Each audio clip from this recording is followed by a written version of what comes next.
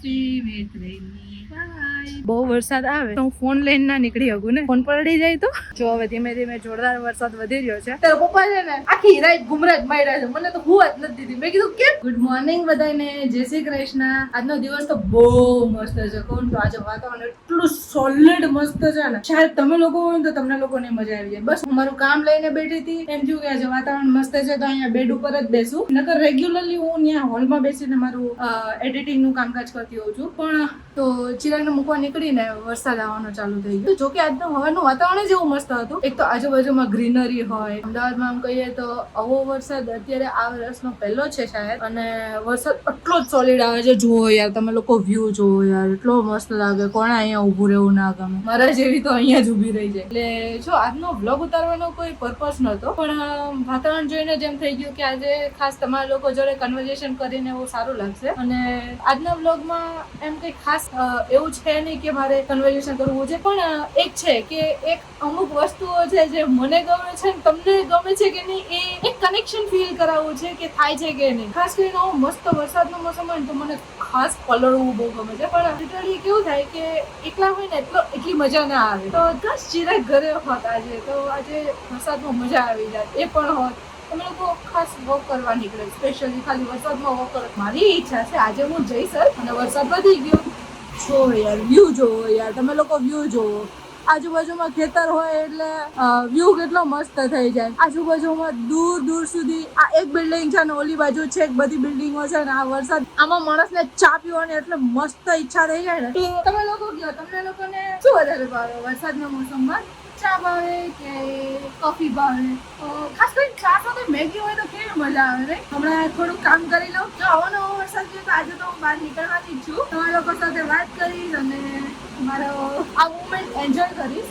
હોય છે અમુક લોકોને કે બહાર નીકળવું ના ગમે, અમુક લોકોને એવું પણ હોય કે વરસાદના મોસમમાં બહાર પલળવું ના ગમે, ઘરમાં ને ઘરમાં રહે. પોતાની ચોઈસ છે, પણ સ્પેશિયલી હું મારી વાત કરું તો મને તો વરસાદના મોસમમાં બહાર નીકળવાની વધારે મજા આવે. પલળવાની મજા વરસાદમાં. યાર હવે શું કહું, આ બારીમાંથી એક્ઝેક્ટ બારી મારી બાજુમાં છે, એટલો મસ્ત ઠંડો ઠંડો પવન આવે છે કે યાર એવી ફીલ થઈ ગઈ કે એસી ની જરૂરત નથી. કન્ટિન્યુઅસ વરસાદ આવે છે, ઠંડો ઠંડો પવન ને ઝીણા ઝીણા છાંટા ફેંકે છે અહીંયાથી. પણ ખરેખર યાર કહેવાની વસ્તુ છે, વરસાદ અવનવો આવે અને આપણે અહીંયા બેઠા બેઠા કામ કરતા હોઈએ અને મસ્ત વરસાદના ઝીણા ઝીણા છાંટા આપણા ઉપર પડતો હોય, મસ્ત મીઠો મીઠો પવન આવતો હોય. યાર લાઈફમાં બીજું તો શું જોઈએ યાર. સાચું કહું આ વેધર જોઈને છે ને મૂડ ઓટોમેટિકલી મસ્ત થઈ જાય. વરસાદ જોવાની મજા જ અલગ. મૂડ એકદમ મસ્ત થઈ જાય, હલકું હલકું ફિલિંગ આવવા માટે. ટેન્શન હોય ને એ ઉતરી જાય. મારે થોડુંક મારે સસરા જેવું જ છે. તમે લોકો ઓલો વિડીયો જોયો જ હશે શાયદ. તો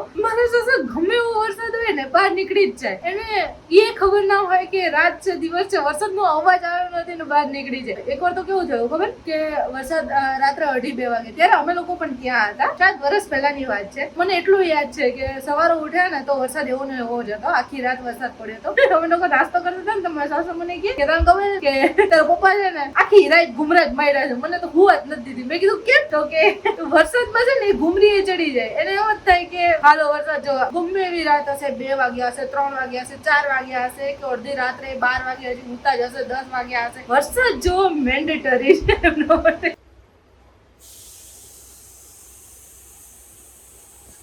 એકવાર નીચે પલળીને કોફી અને વરસાદ બંનેને એક સાથે એન્જોય કરવું પડે ને, તો એ જ કરી રહી છું અત્યારે. એક cup of coffee with Renee. Bye. તો ચલો હવે હું કોફીને રેન સાથે એન્જોય કરજો. ખબર નહીં તમારા લોકો જોડે આવું થયું છે કે નહીં કોઈ દિવસ. નાનપણમાં જ્યારે હું સ્કૂલમાં જતી હતી ને ત્યારે વરસાદ જ્યારે આવતો ને ત્યારે હું એક્સ્ટ્રા ખુશ થઈ જતી. પબ્લિક સ્કૂલમાં આવે જ નહીં કોઈ દિવસ. વરસાદ ચાલુ થઈ જાય એટલે પબ્લિક આવતી બંધ. તો મારા ખ્યાલથી હું કહું છું ને હું વરસાદ જોવા છું તો વરસાદમાં પણ હું સ્કૂલે જતી હતી. સ્પેશિયલ એવું નહીં કે ભણવામાં એટલું ડેડિકેશન નહીં, હું એ ટાઈપની છોકરી નથી, પણ યાર વરસાદમાં પલળવાની મજા અલગ જ છે. તો પણ અટેન્ડન્સમાં 40 જણા હોય ને તો એ 40 જણામાંથી 10 થી 15 લોકો આવતા હશે. એટલે કહેવાય ને કે 20 થી 25% એટેન્ડન્સ હોય ને તો બી આપણે જતા. એવું નહીં કે એટેન્ડન્સના લીધે જતા, પણ વરસાદના લીધે જતા. જે વરસાદમાં ભીના થઈને સ્કૂલથી ઘરે આવવાની મજા હતી ને ભાઈ સાહેબ, એ મજા અત્યારે ફીલિંગ મસ્ત આવે. યુ નો મમ્મીને લોકો ના પાડતા હોય કે નથી જવું એટલા વરસાદમાં સ્કૂલે જવાનું, પણ નહીં આપણે તો જવાનું. એ જ રીતે ચિરાગને પણ એવું. સવારે અમે લોકો જતા હતા ને તો મેં કીધું ચિરાગને કે આપણે 11 વાગ્યા પછી જઈએ. આમ થોડોક વરસાદ ઓછો થઈ જાય પણ સારું થયું હોય ને અત્યારે મૂકીને આવીએ. અત્યારે 11 વાગ્યા છે તો અત્યારે જો કેટલો વરસાદ છે. વરસાદ જોરદાર વરસ્યો છે, જોરદાર.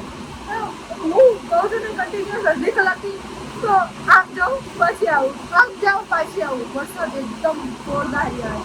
સ્કૂલમાંથી છૂટ્યા હોય વરસાદ આવતો હોય તો કેવી મજા આવે. જે આપણે નાનપણની નાની નાની યાદ આવે ને એ ત્યારે જીવી લેવી જોઈએ. હું ઇન્સ્ટાગ્રામ સ્ક્રોલ કરતી હતી એટલે આમ રેન્ડમ રીલ્સ ને બધું જોતી હતી તો એમાં એક પોસ્ટ આવી કે લાઈફમાં બધા મોમેન્ટ આપણે આપણી રીતે જીવવા જરૂરી નથી. અમુક મોમેન્ટ એવા પણ હોય છે જે આપણે એટલે ટૂંકમાં લાઈફને આપણે આપણી રીતે કંટ્રોલ નથી કરી શકતા. અમુક મોમેન્ટ્સ એવા હોય છે જે આપણે કુદરત ઉપર મૂકીને આપણે ઈ ડિસિઝનને લઈને આપણે એન્જોય કરવું જોઈએ. હું એમ કહેવા માંગુ છું કે ભગવાન જે કરે ને એ સારા માટે કરે. જો આ મોમેન્ટને શાયદ હું અત્યારે એન્જોય ના કરતી હોય તો હું આગળ જઈને પછી પછતાત કે શીટ યાર વરસાદ કેટલો મસ્ત હતો, આ મસ્ત વાતાવરણ હતું, મસ્ત ઠંડો ઠંડો પવન હતો, ઝીણો ઝીણો વરસાદ, જોરદાર વરસાદ જે થોડી વારમાં આવ્યો અત્યારે ઘણો ઓછો થઈ ગયો છે પણ એ મોમેન્ટને મેં એન્જોય કર્યો ને એટલે મારા દિલને સુકૂન મળ્યો. એટલે જરૂરી નથી કે આપણે પ્લાન કર્યું એ હિસાબે જવાનું. અમુક વાર ઉપરવાળાએ જે પ્લાન કર્યો હોય ને એ હિસાબે જઈએ ને આપણે ખુદ એન્જોય કરીએ ને તો વધારે સારું. ભલે એકવાર પલળી છું બીજી વાર પલળવાનો મૂડ છે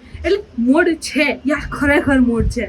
એટલે મારી તો ઈચ્છા છે વરસાદ થોડો વધે તો આપણે નીકળીએ યાર. આ વેધર જોઈને તો છે ને ઘરમાં બેસવાનું મન જ ના થયું. મેં તમને કીધું તો ને હું ગમે ત્યારે નીકળી જઈશ. ત્યાં વરસાદ થોડોક ઓછો થયો ને તો એમ થયું કે થોડી વાર બહાર નીકળું આટો મારવા માટે. બહુ વરસાદ આવે તો હું ફોન લઈને ના નીકળી શકું ને, ફોન પલળી જાય તો. આમ યુઝ્યુઅલી હું આ વરસાદમાં તો દૂરની વાત છે, નોર્મલ વાતાવરણમાં હું કોઈ દિવસ એકલી નીકળતી નથી પણ આજે યાર સ્પેશિયલી મેં શું કીધું યાર વરસાદનું વાતાવરણ છે એટલે એમ થઈ જ ગયું હતું કે આજે હું બહાર નીકળીશ. એટલે હું પ્લાનિંગ કરીને નહોતી નીકળી કે વરસાદમાં મારે બહાર નીકળવું છે પણ એકલું. પણ મેં ના કીધું તમને કે ક્યારેક એવું એક્સપિરિયન્સ કરી લેવો જોઈએ જે આપણી જિંદગીમાં આપણે કોઈ દિવસ કર્યો ના હોય. આજનો વ્યૂ જેટલો મસ્ત હતો ને એટલે મને એમ થઈ ગયું કે ચાલો નીકળવું જ પડશે આજે. યાર આ વરસાદ આવે એની પછી જે ભીની માટીની જે સ્મેલ છે ને યાર ભાઈ સાહેબ મારો તો નશો છે નશો. ધીમે ધીમે વરસાદ વધ્યો અને જસ્ટ હમણાં હું વ્લોગ શૂટ કરતી હતી ને તો મારા મમ્મીનો ફોન આવ્યો. એકચ્યુઅલી એવું નહીં કે એક મમ્મીનો, બેનો ફોન આવ્યો. મારા સાસુનો ફોન આવ્યો ને મમ્મીનો ફોન આવ્યો. બંને મને એક જ ક્વેશ્ચન એમ પૂછ્યો કે શું કરે છે. એટલે મેં કીધું બસ જો આટા મારું છું. કે ક્યાં આટા મારે છે? મેં કીધું અરે વરસાદમાં આટા મારું છું. મસ્ત આમ કોઝી કોઝી વાતાવરણ છે એટલે મેં કીધું કે ચાલો એક વ્લોગ ઉતાર લો એમ કરીને વિડીયો ઉતારવા બહાર નીકળી છું.